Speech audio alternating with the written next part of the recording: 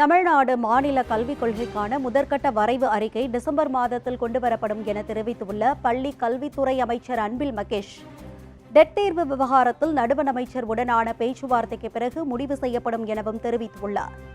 இன்றைக்கி நடந்தது initial meeting தான். இனிஷியல் மீட்டிங்கே ஆல்மோஸ்ட் பார்த்திங்கன்னா ஒரு 5 மணி நேரம் போயிருக்குதுனாங்க. இதில் நிறைய புரிதல்கள் எங்களுக்கு வந்திருக்கின்றது. ஸ்டேக் ஹோல்டர்ஸ் சார்ந்து எப்படி ஒரு டிஸ்ட்ரிக்ட் லெவலில் அது போக போகிறாங்க என்னங்கிறது அடுத்தடுத்த கட்டத்தில் நாங்கள் சொல்லுவோம்.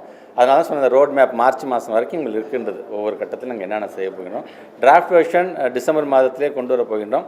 அந்த டிராஃப்ட் வெர்ஷனில் எந்தெந்த ஸ்டாண்டர்ட்ஸ்க்கு நம்ம கொண்டு வர போகிறோம் அப்படிங்கலாம் இனிமேட்டு தான் அடுத்தடுத்த கட்டத்துக்கு வரும்.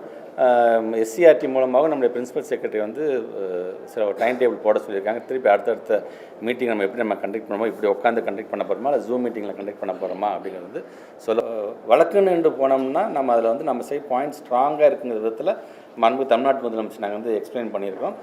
தமிழ்நாட்டு முதலமைச்சர் சரி அது சார்ந்து உடனடியாக நாடாளுமன்ற கூட்டத்தொடர் வரும்பொழுது என்னென்ன வேலையெல்லாம் செய்யலாம், என்னையும் உடனே நம்முடைய செக்ரட்டரி சார் மூலமாக நம்முடைய மாண்புக்கு அமைச்சர் தர்மேந்திர பிரதான் அவர்களுடைய செக்ரட்டரி மூலமாக பேசி ஒரு அப்பாயின்மெண்ட் வாங்க வச்சு அசோசியேஷன் பீப்புளை கூட்டிகிட்டு போய் அவங்களே பார்ப்பதற்கான ஒரு தீர்வு. அட் த மேக்ஸிமம் எல்லா சைடும் நாங்கள் மோதுறோம். கண்டிப்பாக ஒரு நல்ல தீர்ப்பு வரும் என்று நாங்கள்